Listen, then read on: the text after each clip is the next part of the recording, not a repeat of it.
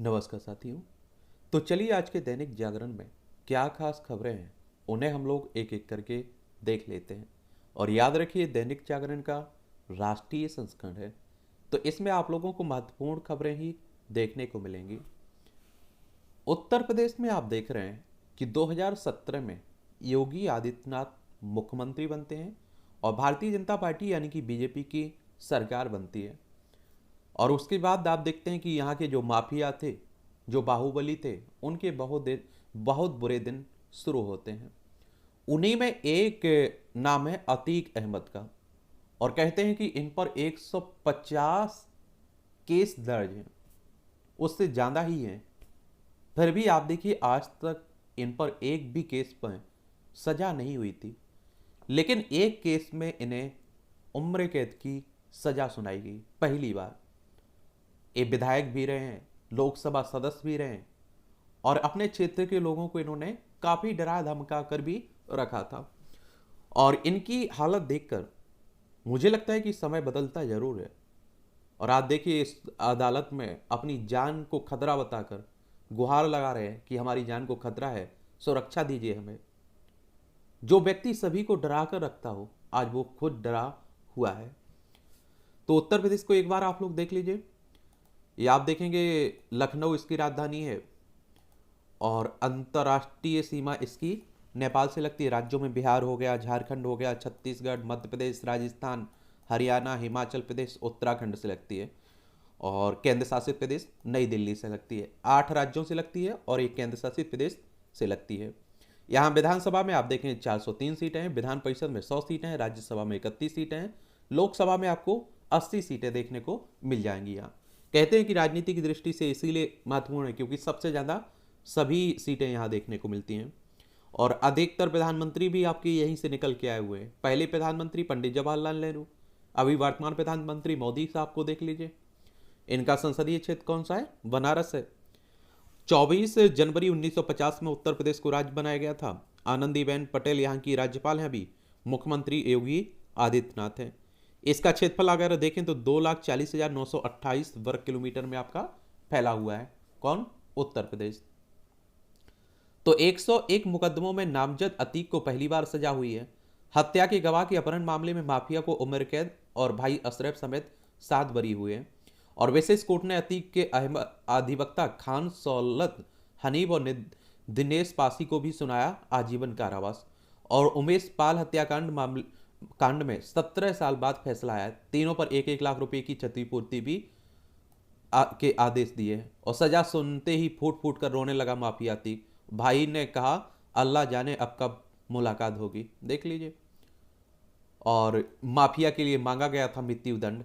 उमेश के जो अपहरण उनके परिवार था उन्होंने मांगा था ये। ठीक है। जामिया नगर हिंसा मामले में 11 को आरोप मुक्त करने का आदेश पलटा। ये आप देखें 2019 में जामिया नगर हिंसा मामले में दिल्ली हाईकोर्ट ने मंगलवार को जेएनयू के पूर्व छात्र सरजील इमाम, सफूरा जरगर और आसिफ इकबाल तन्हा समेत 11 आरोपितों पर आरोप तय कर दिए हैं अब। और दिल्ली हाईकोर्ट की टिप्पणी, यह शांतिपूर्ण प्रतिरोध नहीं बल्कि हिंसक विरोध था जो हिंसा में बदल गया था। कहा हिंसा व हिंसक भाषण को भारतीय संविधान के तहत नहीं किया गया संरक्षित। और 8 आरोपितों के खिलाफ दंगा और गैरकानूनी तरीके से इकट्ठा होने का तय एक तरह से किया गया आरोप। देखिए इन पर क्या आरोप लगे थे। अदालत ने आप देखें सरजील सफूरा के अलावा मोहम्मद कासिम कई लोगों पर आप देखेंगे अपराध किया है। और ये 2019 का मामला है। देखिए दिसंबर 2019 में जामिया नगर हिंसा मामले में पुलिस ने आरोपितों के खिलाफ दंगे और गैरकानूनी सभा के अपराधों समेत अन्य धाराओं में मामला दर्ज किया था। और पुलिस ने इस मामले में मुख्य आरोप पत्र के साथ 2 पूरक आरोप पत्र भी दाखिल किए थे इसमें। ठीक है। देश देख रहा है, एक मंच पर आ रहे हैं भ्रष्टाचार में लिप्त चेहरे, मोदी साहब कह रहे हैं। और विपक्ष के आरोप पर पकाओ, कुछ दलों ने छेड़ा भ्रष्टाचारी बचाओ अभियान। चलिए ये आप लोगों को मालूम और होना चाहिए। और बैंकों का 22,000 करोड़ लूट कर भागने वालों पर हमने की कार्रवाई। एक कौन कह रहा है? नीरव मोदी, मेहुल चोकसी जैसे मुद्दे उठा रही है कांग्रेस को मोदी ने 2 टूक जवाब दिया है। अभी आप देख रहे हैं कि जो राहुल गांधी की सदस्यता गई है और उसके बाद विपक्षी एकता दिख रही है, उसी को लेकर प्रधानमंत्री साहब ये बातें कह रहे हैं। लोकसभा अध्यक्ष के खिलाफ अब विपक्ष लाएगा अविश्वास प्रस्ताव, और सोमवार को लाया जा सकता है प्रस्ताव। स्पीकर पर पक्षपात रवैया सहित राहुल की अयोग्यता जैसे मुद्दे रहेंगे शामिल इसमें। जो लोकसभा अध्यक्ष होता है ना, इसका चुनाव लोकसभा सदस्यों में से ही होता है, और लोकसभा सदस्य ही करते हैं, ओम बिरला साहब हैं अभी। और आपको मालूम है कि लोकसभा में 543 सदस्य हैं, और इनका चुनाव डायरेक्ट जनता यानी कि मतदाताओं के द्वारा होता है। घटिया और नकली दवाएं बेचने वाली 18 कंपनियों के लाइसेंस रद्द किए गए हैं। छावला दुष्कर्म हत्या मामले में पुनर्विचार याचिका खारिज कर दी गई सुप्रीम कोर्ट, किसका? दिल्ली में आप देखें सुप्रीम कोर्ट के द्वारा। सुप्रीम कोर्ट की बात करें तो सर्वोच्च अदालत है हमारी, और संवैधानिक संस्था है। संविधान के अनुच्छेद 124 के तहत इसकी स्थापना की बात की गई है, और 28 जनवरी 1950 में इसकी स्थापना हुई थी। और इसमें आप देखते हैं कि जो न्यायाधीश रहते हैं उनके सेवानिवृत्ति की उम्र 65 साल रखी गई है। नेपाल ने जनगणना से काला पानी को किया बाहर। भारतीय चित काला पानी को तत्कालीन ओली सरकार ने नेपाल के नक्शे में शामिल कर जनगणना कराने की कर दी थी घोषणा। और नेपाली प्रधानमंत्री प्रचंड ने शुक्रवार को जारी की जनगणना की अंतिम रिपोर्ट, नहीं किया ये काला पानी का जिक्र। इसको लेकर भारत और नेपाल के बीच विवाद भी था। उत्तराखंड, उत्तर प्रदेश, बिहार, सिक्किम और पश्चिम बंगाल, 5 राज्यों की सीमा हमारी लगती है नेपाल से। अब पीएफ पर 8.15% ब्याज। ईपीएफओ के न्यासी बोर्ड की बैठक में की गई ब्याज दर बढ़ाने की अनुशंसा, और मंत्रालय की मंजूरी के बाद अंशधारकों के खातों में भेजा जाएगा ब्याज का पैसा। यानी कि देखिए, कर्मचारी भविष्य निधि संगठन की बात हो रही है। शहरी अल्पसंख्यकों को घर देने में उत्तर प्रदेश सबसे आगे है, और उत्तर प्रदेश में अल्पसंख्यकों के लिए स्वीकृत हुए 23% घर। महाराष्ट्र, मध्य प्रदेश, कर्नाटक टॉप 10 में। आंध्र प्रदेश, बंगाल योजना की अच्छी रफ्तार में है इसमें। ठीक है, ये आप लोग देख लीजिए। राष्ट्रीय राजधानी दिल्ली से जुड़ी हुई खबरें हैं। फिर भी अदानी को बचा रहे हैं पीएम केजरीवाल, आप देख रहे हैं कि लगा रहे हैं आरोप। आज नवरात्रि का 8वां दिन है, और आज देवी के अष्टम स्वरूप महागौरी के दर्शन, पूजन व उपासना का विधान है।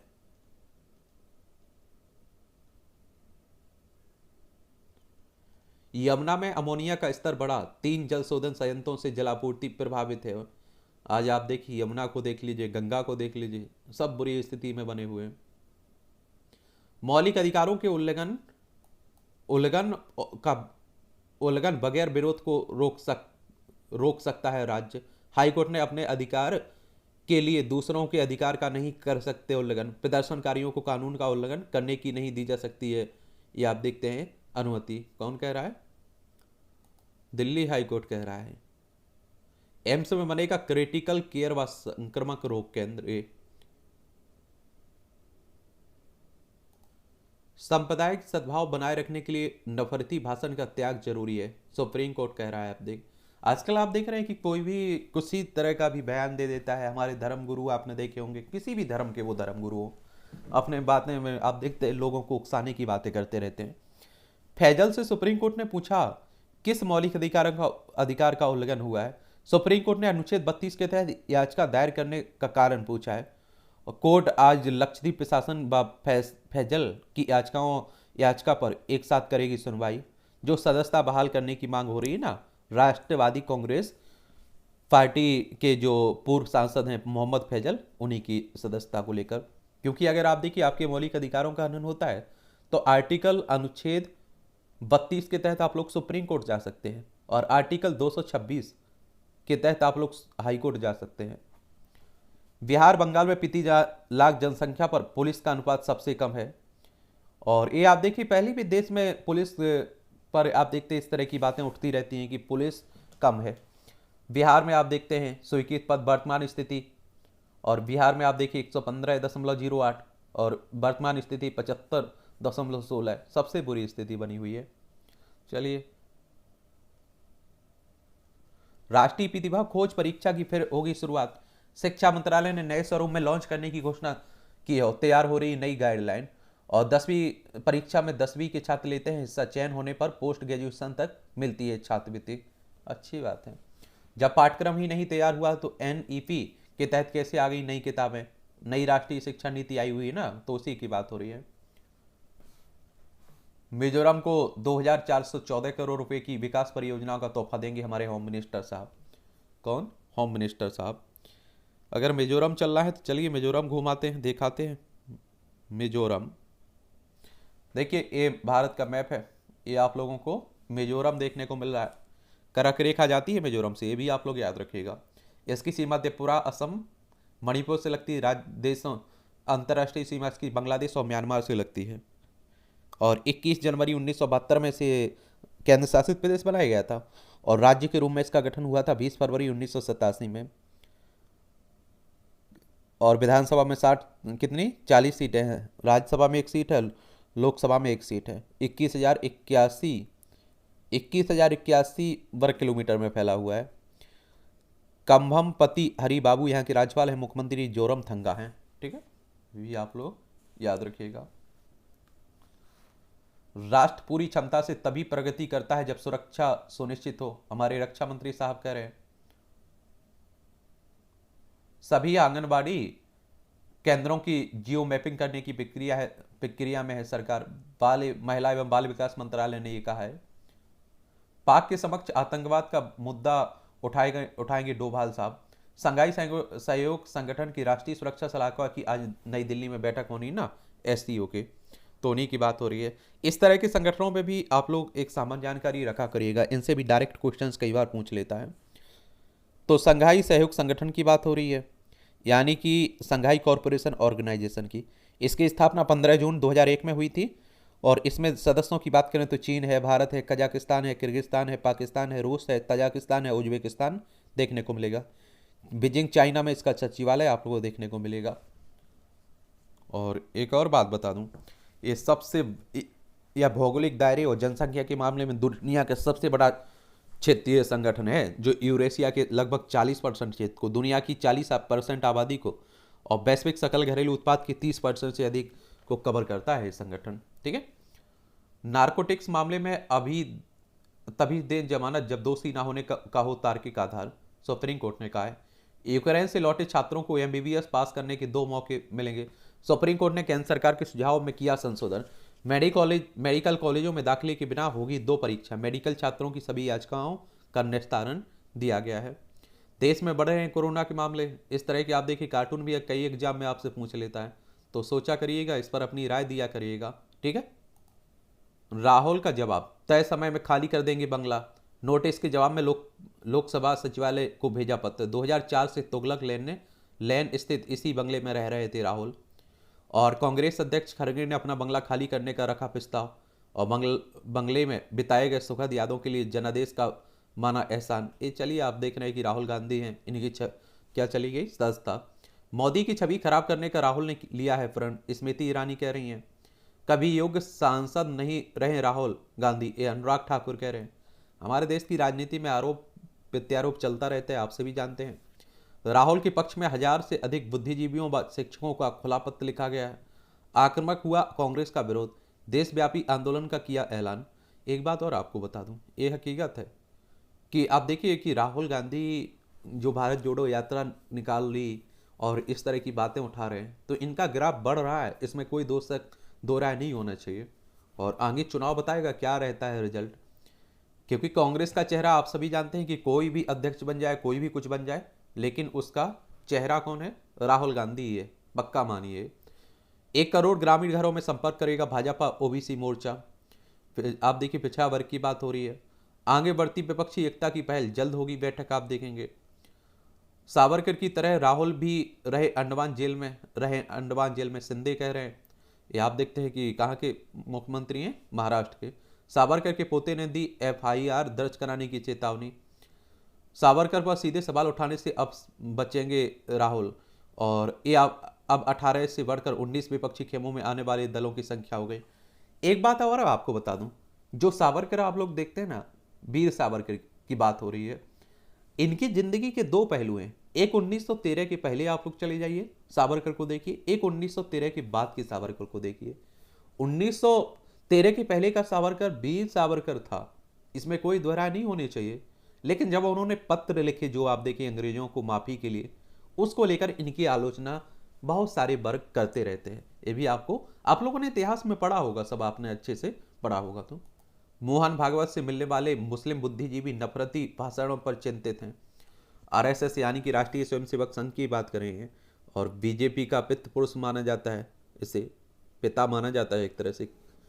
राष्ट्रीय स्वयंसेवक संघ की स्थापना कब हुई थी? 27 सितंबर 1925 में। नागपुर में इसका हेडक्वार्टर देखने को मिलेगा। हिंदू हिंदू राष्ट्र हिंदुत्व की बात करता है संगठन, और केशव बलिराम हेडगेवार इसके फाउंडर थे। पहले बैच के 2597 नौसेना अग्निवीरों ने की उड़ीसा में पासिंग आउट परेड। ये आप देखिए तीनों सेनाओं में भर्ती को लेकर जो आई हुई है ना योजना, अग्निपथ योजना, उसी की बात हो रही है। घटिया और नकली दवाएं आप देखिए बेचने वाली 18 कंपनियों पर जो हुआ है लाइसेंस रद्द होने की बात हो रही है। ईडी की पूछताछ में राजीव ने कहा विशाल के लेनदेन से कोई मतलब नहीं है। ये आप देखेंगे पूछताछ में ईडी ने मुख्यमंत्री के पूर्व प्रधान सचिव से पूछे कई प्रश्न। विशाल चौधरी को बताया दोस्त, अब इक्का से मिले जवाब की समीक्षा करेगी ईडी। कई प्रश्नों के उत्तर से संतुष्ट नहीं है। ये सब रांची का चल रहा है, झारखंड का 1000 करोड़ रुपए के अवैध खनन मामले में। ईडी यानी कि इन्फोर्समेंट डायरेक्टरेट की बात हो रही है, प्रवर्तन निदेशालय की। और 1 मई 1956 में इसकी स्थापना हुई थी। नई दिल्ली में हेडक्वार्टर आपको देखने को मिल जाएगा इसका। कहाँ? नई दिल्ली में। 2024 का लोकसभा चुनाव संविधान बचाने का आखिरी मौका है, ये अखिलेश यादव कह रहे हैं।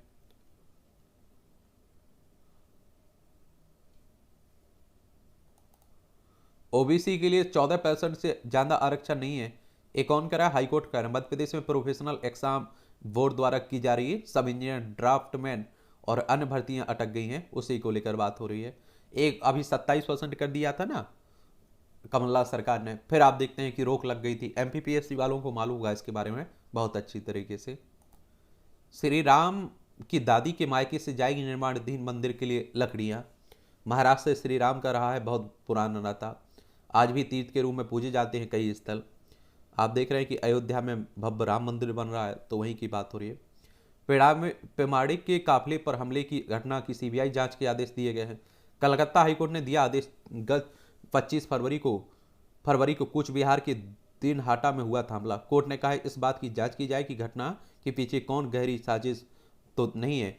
ये सीबीआई की बात करें, सीबीआई आजकल आप देख रहे हैं कोई भी मामला हो रहा है सीधा सीबीआई में जाता है। कहाँ जाता है? सीबीआई में, सेंट्रल ब्यूरो ऑफ इन्वेस्टिगेशन में। और 1 अप्रैल 1963 में इसकी स्थापना हुई थी। नई दिल्ली में हेडक्वार्टर देखने को आपको मिल जाएगा। छत्तीसगढ़ में कोयला कारोबारियों और अफसरों के घर ईडी के छापे पड़े हैं। अमृतपाल को जल्द गिरफ्तार कर लेंगे, एजी कह रहे हैं। और आप देखते हैं कि होशियारपुर में भगोड़े के होने का शक, इनोवा छोड़ फरार हुए 2 संदिग्ध। एक और बात आपको मालूम होगी कि पंजाब में जो खालिस्तान समर्थक था, जो नेतृत्व प्रदान कर रहा था, उसी की बात हो रही है। अभी तक फरार चल रहा है, अभी तक गिरफ्तार नहीं हुआ है। अल्टीमेटम पर मान ने जत्थेदार से कहा आप और एसजीपीसी लेते रहे हो बादलों का पक्ष। चलिए आप लोग देखें। फिलीपींस में प्रतिबंधित सिख समूह के 3 संदिग्ध गिरफ्तार हुए हैं। फाइनेंसर कलसी का पाक लिंक आया सामने। ये अमृतपाल को जो फाइनेंसर करता था, जो पैसे देता था, उसी को लेकर बात हो रही है। इस तरह के जो आंदोलन चलते हैं ना, उसके बारे में एक सामान्य जानकारी जरूर आप लोग रखा करिएगा, ठीक है। आदिवासी महिलाओं को स्वावलंबी बना बैंकिंग ने करा दी रही है परिचित। मध्य प्रदेश में रतलाम के बाजना सैलाना विकासखंड में क्षेत्रीय महिला ने 800 स्व सहायता समूहों का गठन कराकर महिलाओं को बनाया आत्मनिर्भर। अच्छी पहल है। साइबर अपराधों की रोकथाम के लिए बनी संयुक्त टीमें। ये आप देखेंगे शाह कह रहे हैं ठगी के शिकार लोग हेल्पलाइन नंबर 1930 पर करेंगे शिकायत। आजकल बहुत ठग भी हो रहे हैं, तो आप लोग भी ध्यान दिया करिएगा। लालच में तो आना ही नहीं है। अभी पूरा नहीं हुआ संकल्प। एक दिन गुलाम जम्मू कश्मीर के पौराणिक मंदिर में पूजा करेंगे, रविंद्र पंडिता कह रहे हैं। ये आप सभी जानते हैं कि जम्मू कश्मीर से 370-35 से हट चुका है। जम्मू कश्मीर को 2 भागों में, लद्दाख और जम्मू कश्मीर में बांट दिया गया। दोनों केंद्र शासित प्रदेश हैं। जम्मू कश्मीर में आपकी दिल्ली की तरह विधानसभा भी देखने को मिलेगी। और आप देख रहे हैं कि जो लद्दाख में ये हिस्सा पड़ता है, ये पीओके वाला, इसे पाकिस्तान कब्जे में किया हुआ है, तो उसी की बात हो रही है। ज्ञानवापी से जुड़े बात पर सुप्रीम कोर्ट 21 अप्रैल को कर सकता है सुनवाई। ये आप लोगों को मालूम होगा कि बनारस की बात हो रही है, जो ज्ञानवापी कहते हैं कि यहाँ से भगवान के मंदिर को तोड़कर इसे बनाया गया था।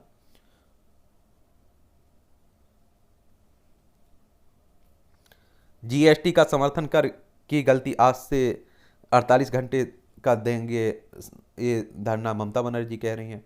बिना प्रवेश परीक्षा पीएचडी करा रहे निजी विश्वविद्यालय। और निजी शिक्षा संस्थान नियामक आयोग ने जारी किए नोटिस, रिकॉर्ड मांगा। प्रवेश प्रक्रिया कैंपस में शोध कार्य और गाइड की उम्र की शर्त की भी अनदेखी की है। और यूजीसी का क्या नियम है, और आप देखते हैं पीएचडी करवाने के लिए विश्वविद्यालय अनुदान आयोग के तहत नियम तय हैं।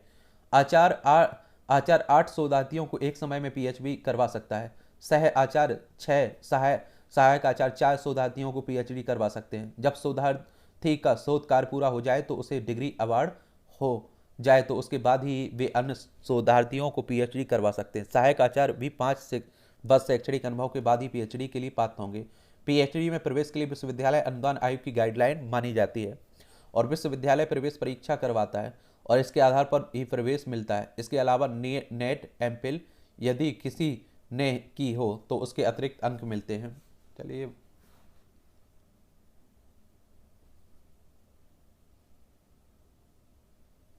ये आप देखिए संपादकीय पार्ट है। और मैं कहता हूँ ना हमेशा आप लोगों से कि आप लोग ध्यान दिया करिएगा। और ये प्रीलिम्स में, मुख्य परीक्षा में, इंटरव्यू में, हर जगह आपको फायदा देते हैं। एक सामान्य जानकारी आपको मिलती है यहाँ से, ठीक है। तो देखा करिए, थोड़ा पढ़ा करिएगा इन्हें। कठिन होता संसदीय गतिरोध का हल। तो आप देखें, भारत को विश्व के सबसे बड़े लोकतंत्र की प्रतिष्ठा प्राप्त है, और किंतु कुछ हालिया घटनाक्रम इस ख्याति पर ग्रहण लगाते दिख रहे हैं। यह घटनाक्रम संसदीय गतिरोध से जुड़ा हुआ है और जिससे हाल फिलहाल दूर होने के कोई आसार नहीं दिखते हैं। और सत्ता पक्ष और विपत्ति पक्ष अपने अपने रवैये पर अड़े हुए हैं और समय के साथ बढ़ रही राजनीतिक कड़वाहट स्थिति की ओर और भी जटिल बना रही है। बजट सत्र की शुरुआत से ही जहां कांग्रेस के नेतृत्व में भाजपा विरोधी दल अदानी मामले में संयुक्त संसदीय समिति यानी कि जेपीसी के गठन करने की मांग को लेकर दबाव बनाने में लगे थे, वहीं सत्ता पक्ष कांग्रेस नेता राहुल गांधी के लंदन में दिए गए बयान पर माफी मांगने की मांग कर रहा था।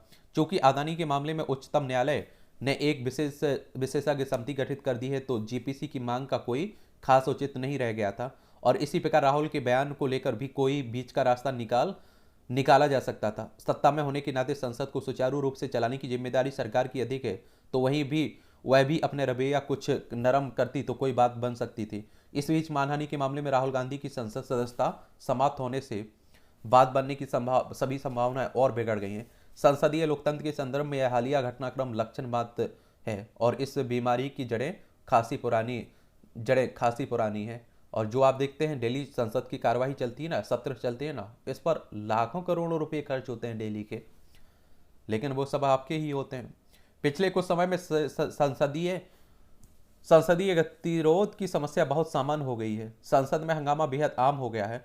सदन के भीतर हंगामे की तस्वीरें शर्मसार करने वाली होती हैं। यह सिलसिला अटल बिहारी वाजपेयी की नेतृत्व वाली राजद सरकार के दौरान विपक्षी दलों के रवैये से शुरू हुआ था और जिसे सापरक सरकार के समय विपक्ष रही भाजपा ने और आगे बढ़ाया, जो वर्तमान में पानी सिर से ऊपर गुजर जाने वाली स्थिति में पहुंच गया है। और सापरक सरकार के दौरान राज्यसभा में नेता प्रतिपक्ष रहे अरुण जेटली ने तो यहां तक कह दिया था कि संसद में गतिरोध भी संसदीय लोकतंत्र का एक हिस्सा है। और समय के साथ इस गतिरोध की खाई और चौड़ी होती गई है, तो इसी कारण अब राष्ट्र जीवन के प्रत्येक स्तर पर ध्रुवीकरण बढ़ गया है और ध्रुवीकरण के कारण बड़ी ताना तनी से संसदीय मर्यादा बार बार तार हो रही है। और जबकि एक आदर्श लोकतंत्र में यही अपेक्षा की जाती है कि उसमें संवाद की गुंजाइश सदैव विद्यमान रहे, जो अपने अंतर से कुर्ती जा रही है। और इसका एक बड़ा कारण जो तो सत्ता पक्ष और विपक्ष दोनों खेमों में ऐसे नेताओं की अनुपस्थिति दिखती है जो विपक्षी खेमों में भी संवाद के माध्यम से गतिरोध का हल निकाल सकें। और जैसे सापरक सरकार के दौरान प्रणब मुखर्जी यह भूमिका निभाते थे और मोदी सरकार के पहले कार्यकाल में अरुण जेटली, अब सत्ता पक्ष विपक्ष में सेतु बनने वाले ऐसी आवाजें सुनाई नहीं पड़ती हैं।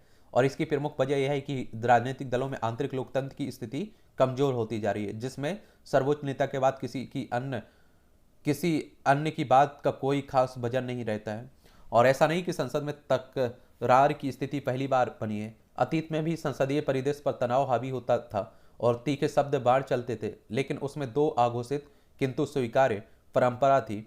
और एक तो यही कि संवाद के दरवाजे कभी पूरी तरह बंद नहीं किए जाते थे और सदन से बाहर निकलकर नेताओं में उतनी कटुता नहीं दिखती थी, और दूसरी यही कि सदन में नेता एक दूसरे पर पर प्रहार जरूर करते थे, लेकिन एक सीमा के भीतर। अब तो कड़वाहट घुली हुई है, उसके तार अतीत से भी जुड़े हैं। चूंकि प्रधानमंत्री नरेंद्र मोदी और गृह मंत्री अमित शाह को निशाना बनाने में कांग्रेस ने कोई कमी नहीं छोड़ी, तो संभव है कि मोदी शाह की जोड़ी भी प्रतिद्वंदी पार्टी को कोई रियायत नहीं दे। और राजनीतिक पेक्षक भले ही इसे बदले की राजनीति कहें, लेकिन यह बड़ी पार्टी तो पहले से चली आ रही है, और जिसके हाथ में सत्ता के सूत्र होते हैं वह अपनी अनुकूल समीकरण तैयार करने में कोई कोर कसर नहीं छोड़ते हैं। संसदीय राजनीतिक पटल पर इस समय जो हो रहा है उसके सकारात्मक एवं नकारात्मक दोनों निहितार्थ दिखते हैं। और जहां राहुल गांधी की संसद सदस्यता रद्द होने से शायद यह संदेश जाए कि नेता अब संभल कर अपनी बात रखेंगे, वहीं केंद्रीय एजेंसियों की कार्रवाई को भी भ्रष्टाचार के विरुद्ध सरकार के निर्णायक युद्ध के रूप में देखा जा सकता है। फिर भी संसदीय गतिरोध के नकारात्मक निहितार्थ अधिक हैं, और इससे दलों में तकरार और बढ़ेगी, और संसदीय कार्यवाही के न केवल प्रभावित होने बल्कि बहस की गुणवत्ता में गिरावट आने की आशंका अधिक है। और जिस संसद में देश की दिशा तय करने के लिए उच्च स्तरीय विमर्श होना चाहिए था, वह राजनीतिक कारणों से हंगामे का अखाड़ा बनकर रह गई है, और इससे संसदीय लोकतंत्र का अवमूल्यन हो रहा है। और एक समय वह भी था जब बांग्लादेश निर्माण के समय अटल बिहारी वाजपेयी ने तत्कालीन प्रधानमंत्री इंदिरा गांधी की प्रशंसा की थी, तो वाजपेयी के प्रधानमंत्री रहते हुए परमाणु परीक्षणों और अंतर्राष्ट्रीय प्रतिबंधों की स्थिति में विपक्ष सरकार के साथ एकजुट था। अब स्थिति यह है कि पाकिस्तान पर सर्जिकल और एयर स्ट्राइक जैसे राष्ट्रीय सुरक्षा से जुड़े मुद्दे पर भी विपक्ष द्वारा साक्ष्य मांगे जाते हैं। नीतिगत मुद्दों पर बनी ऐसी स्थिति के लिए केवल मौजूदा विपक्ष को ही दोष नहीं दिया जा सकता है। जब भाजपा विपक्ष में थी तो उसने भी परमाणु करार जीएसटी से लेकर आधार तक का विरोध किया था, लेकिन सत्ता में आने के बाद उसके सुर बदल गए हैं। आखिर इस प्रकार के संसदीय राजनीतिक गतिरोध का हल कैसे निकले? क्या इसके लिए राजनीतिक बिरादरी को ही पहल करनी चाहिए होगी, या फिर जनता की इसका निर्णय करेगी?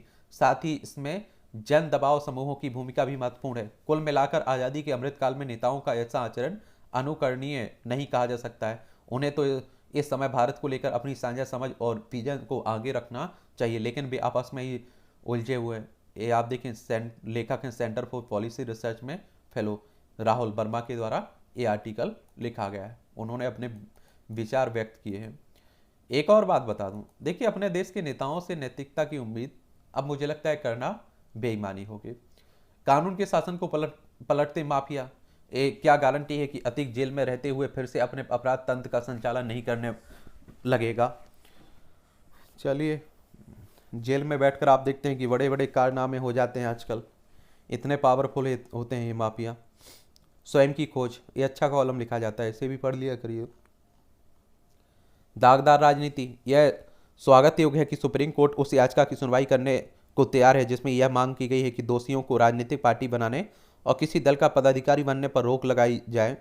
लेकिन आप लोग देखिए कि अधिकतर, अभी आंकड़े आप लोग देखिए, अधिकतर लोकसभा सदस्य, राज्यसभा सदस्य, विधानसभा सदस्य आपको गंभीर अपराधों में संलिप्त देखने को मिलेंगे, और कई केस उन पर दर्ज होते हैं। यहाँ तक हमारे देश की परंपरा बन चुकी है कि जो जितना एक तरह से आप सोचिए अपराधी बड़ा होगा, जितने केस उस पर लदे होंगे, उसके चुनाव जीतने की संभावना उतनी ही बढ़ जाती है। हेल्थ एटीएम, चारधाम यात्रा मार्ग के साथ ही अन्य पर्वतीय जिलों में भी हेल्थ एटीएम की स्थापना से स्वास्थ्य सुविधाओं की उपलब्धता सुनिश्चित की जा सकती है। उत्तराखंड में बढ़ेगी पर्यटकों की आवक, लद्दाख उड़ीसा की मयूरभंज को टाइम पत्रिका ने विश्व के महानतम स्थानों की सूची में शामिल किया है।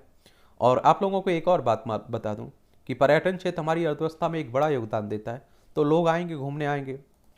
समय से आगे चलने वाला नया भारत तेजी से 5G नेटवर्क का विस्तार कर रहा है, और यही वजह है कि चीन के बाद दुनिया की कई कंपनियों की भी पसंद भारत बनता दिखाई दे रहा है। यह कहना गलत नहीं होगा कि जल्द ही पूरे देश में उपयोगकर्ताओं को 5G नेटवर्क मिलने लगेगा। भविष्य में तेज नेटवर्क के लिए भारत अब 6G पर भी काम कर रहा है, और कहा यह भी जा रहा है कि 2030 तक देश में 5G की शुरुआत हो जाएगी। और इस क्षेत्र में भारत जिस तेजी से पंख पसार रहा है, उससे वह कई देशों को जल्द पीछे छोड़ देगा। और आप देखिए, मोबाइल जनरेशन की बात हो रही, पहले 2G, 3G, 4G, 6G, 5G, ठीक है। ये खरी खरी हास्यावतारी चेहरे पर उदासी के में, ये आप लोग देखते रहा करिएगा, तंज कसा जाता है। शोर में दब गई एक महत्वपूर्ण रिपोर्ट। पंजाब में आप देखेंगे अमृतसर जिले के अजनाला पुलिस थाने पर जो अलगाववादी अमृतपाल सिंह के समर्थकों ने जो हमला किया था ना, तो उससे आशा की किरण बने श्री राम। चलिए अच्छी बात है, राम के माध्यम से हम दुनिया को यह वह दे सकते हैं जिससे कि उसे नितांत आवश्यकता है। और G20 की अध्यक्षता के माध्यम से हमें विश्व के समक्ष राम राज्य की संकल्पना भी मजबूती से रखनी चाहिए। कारोबार की राह में परिवहन लागत बड़ी अड़चन है। केंद्रीय गृह मंत्री अमित शाह ने कहा है 5 वर्षों में 13 से घटाकर 7% पर लाई जाएगी लॉजिस्टिक कास्ट। राजनीतिक स्थिरता एक बड़ी कामयाबी है इसमें। जोड़ मोड़ सुरंग का उद्घाटन अप्रैल में होगा, ये आप देखिए जैड मोड़ सुरंग का, गडकरी साहब कह रहे हैं। अब पैन को आधार से 30 जून तक जोड़ा जा सकता है और ऐसे में पैन के लिए कोई रिफंड नहीं किया जाएगा। पैन निष्क्रिय रहने की अवधि के द्वारा रिफंड पर ब्याज नहीं दिया जाएगा। ये सब करवा लीजिए आप लोग भी, ठीक है। होंडा ने पेश किए नई उत्सर्जन मानकों वाली एक्टिवा 125।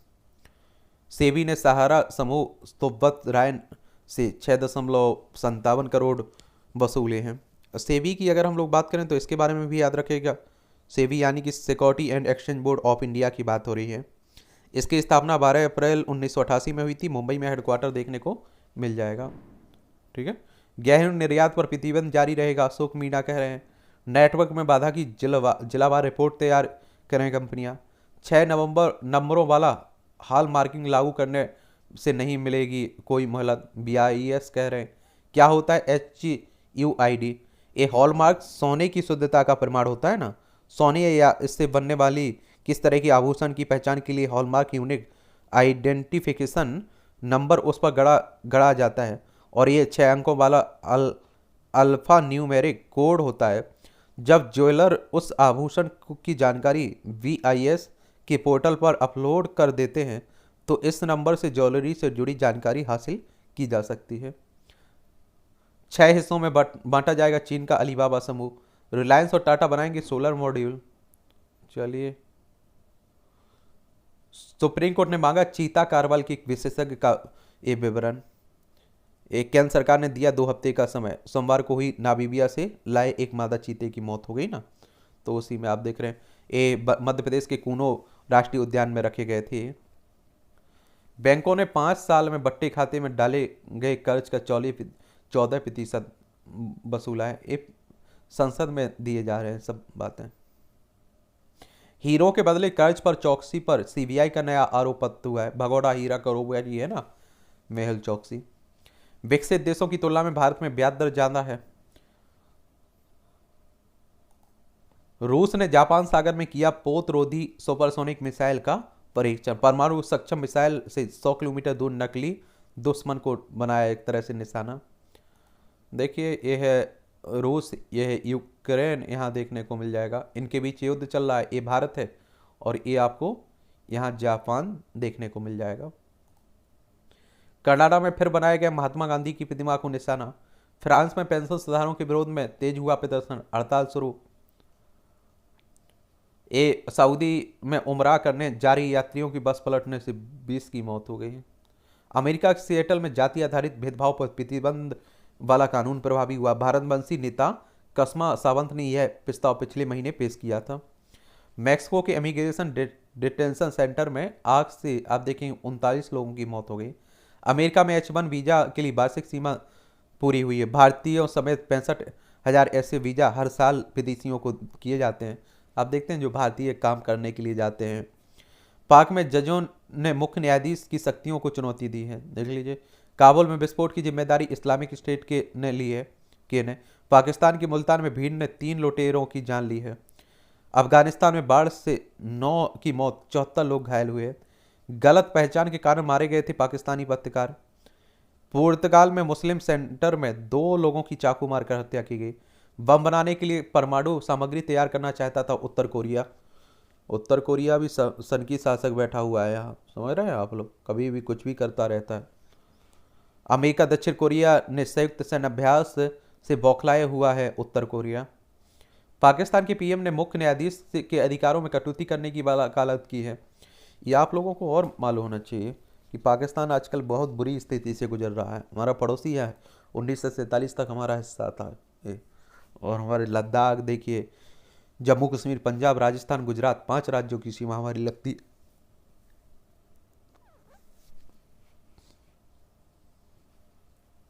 चीन के सारे पर लोकतंत्र शिखर वार्ता से दूर रहा ये पाकिस्तान। नेसविले स्कूल की पूर्व छात्रा ही निकली हमलावर, ट्रांसजेंडर के रूप में हुई पहचान। ये अमेरिका में आप देखते हैं अभी जो घटना हुई। जनता के दबाव में नेतन्याहू को रोकनी पड़ी न्यायिक सुधार योजना। इजराइल के सऊदी अरब और ईरान के बीच संबंध सुधारने में जुटा हुआ है चाइना। ज़्यादा क्रिकेट खेल रहे हैं भारतीय खिलाड़ी, पॉन्टिंग कह रहे हैं, और शुरुआती चरण में बल्लेबाजी के रूप में ही खेलेंगे बेन स्टोक्स।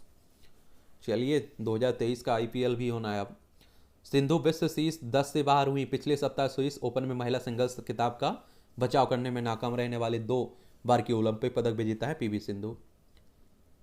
वेद व्रत ने जीता कांस्य पदक। भारतीय भारतोलक भाराली वेद व्रत ने अल्बानिया में IWF विश्व युवा चैंपियनशिप में पुरुषों के 67 किलोग्राम वर्ग में कांस्य पदक जीत लिया है। बदलाव को तैयार है NDTL, राष्ट्रीय doping test lab. Indian masters T10 tournament की घोषणा हुई है।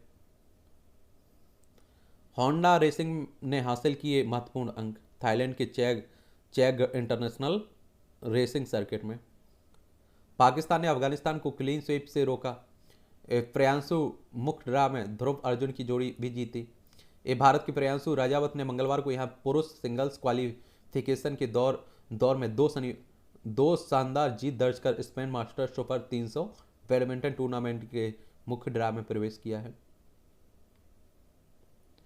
प्राइम वॉलीबॉल की दर्शकों की संख्या में इजाफा हुआ है। स्थित सिबास जीते आंद्री स्कू रिटायर्ड हर्ट। मियामी ओपन में कंधे की समस्या से जूझने के बावजूद स्टीफानो सिसिपास ने मियामी ओपन में जीत से शुरुआत करते हुए क्रिस्टियन गारिन को हराकर पुरुष सिंगल्स के चौथे दौर में जगह बनाई है। आयरलैंड को हराकर फ्रांस ने जीत दर्ज की है। यह फ्रांस ने यूरोपीय चैंपियनशिप क्वालिफाइंग दौर में आयरलैंड को हराकर अपनी दूसरी जीत दर्ज की है। लियोन मेसी प्रतिमा के साथ आपको दिखाई दे रहे हैं।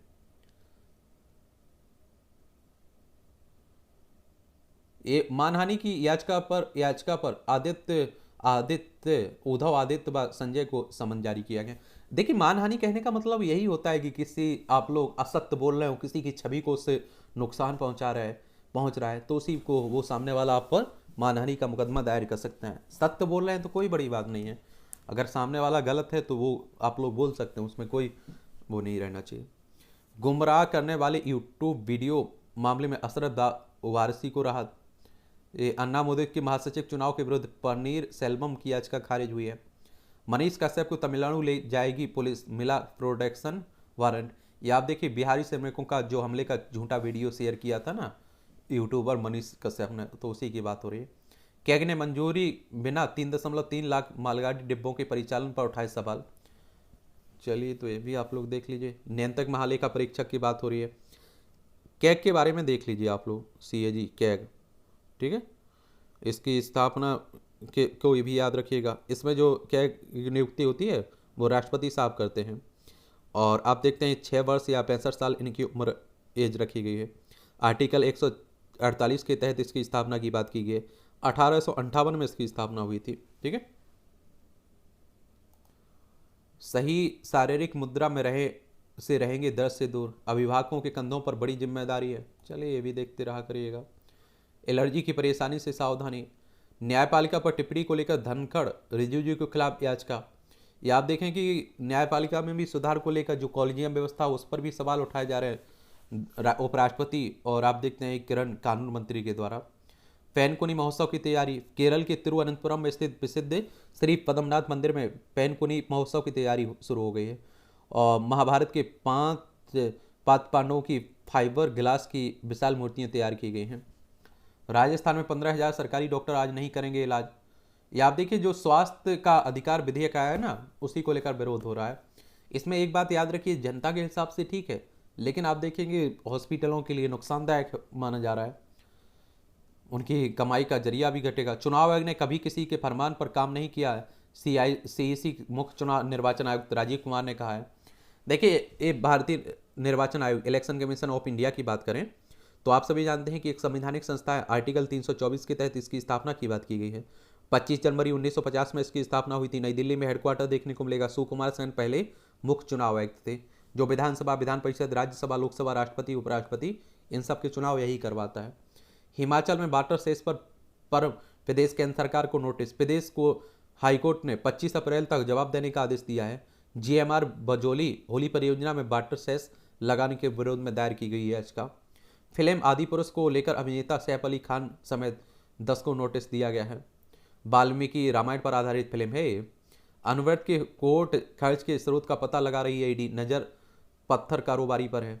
ये अवैध मवेश तस्करी मामला है ना, जो पश्चिम बंगाल का, वही की बात हो रही। आदिवासी छात्रा की महिला थानेदार के बुलावे पर नहीं गई तो की मारपीट। ये आप देखिए, रायपुर छत्तीसगढ़ की जो घटना आप लोगों ने देखी थी। इसे भी देख लिया करेगा। जनरल नॉलेज की जानकारी मिल जाती है, परीक्षा के पॉइंट व्यू से भी मिल जाती है जानकारी। ठीक है। कार्यस्थलों पर धूमपान प्रतिबंध करने वाला पहला देश बना आयरलैंड। 2004 में आज ही आयरलैंड कार्यस्थलों पर धूमपान पर प्रतिबंध लगाने वाला पहला देश बना था। वर्तमान में यहाँ रेस्टोरेंट, बार सहित सभी सार्वजनिक स्थानों पर धूमपान पूरी तरह से प्रतिबंधित है। इससे प्रेरणा लेकर बाद में अन्य राष्ट्रों ने भी समान कानून पारित किए हैं। फ्रांस में पहली बार किया गया नाखून का सफल प्रत्यारोपण। 1980 में आज ही फ्रांस में पहली बार नाखून का सफल प्रत्यारोपण किया गया और 12 वर्षीय क्रिस्टोफर फ्रैंक के पैर की अंगुली के नाखून को उसके अंगूठे पर लगाया गया था। गलत इलाज की वजह से उसने अपने नाखून खो दिए थे। यह सर्जरी डॉक्टर गाई फाउचर ने की थी। अभिनय से हर किरदार में जान डाल देते थे उत्पल दत्त। ये प्रसिद्ध अभिनेता उत्पल दत्त का जन्म 1929 में आज ही अविभाजित भारत के बारिसल बांग्लादेश में हुआ था। 1940 में थिएटर में अभिनय से करियर की शुरुआत की। 1950 में बंगला फिल्म माइकल मधुसूदन के लिए उन्हें काफ़ी सराहना मिली। 1969 में 7 हिंदुस्तानी से हिंदी फिल्म का रुख किया और 1979 में फिल्म गोलमाल में उनका किरदार आज भी लोगों को हंसाता है। इसके अलावा उन्होंने गुड्डी, नरम गरम, रंग बिरंगी, भुवन सोम जैसी कई हिट फिल्में दी। 1970 में उन्हें राष्ट्रीय फिल्म पुरस्कार मिला था।